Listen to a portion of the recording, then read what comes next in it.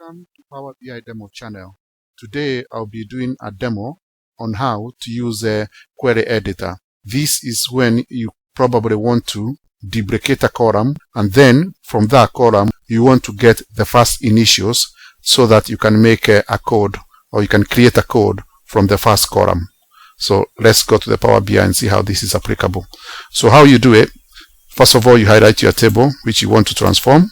Then you go to the home tab here. You click home. Then the second you click transform data, and then go to transformation data. Click transformation data. So that takes you to the query editor. So on the query editor now, then the second thing now we need to do here. So let's say, for example, this is a column we want to transform, and what we want to do with this column, we want to duplicate this column, and then once we duplicate this column, we want to create two initials, first two letters, and then from those two letters we need to make them capital letter. So let's do that. So we click that table, we go transform, we go add column, then custom column, and then that brings the editor there.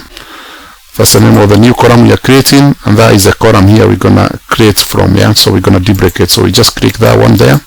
So click OK. So you can see now we have the identical of this column here. So the next thing we come to extract, because we just want to extract only two characters from this column. And then we say 2. Click OK.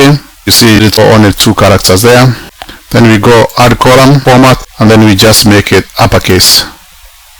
And you can see now there we have 2 codes here, which is almost like a primary key for this table here. So once you're happy with that, goes on apply. Then we can go to another tab there. You can see those are country codes there.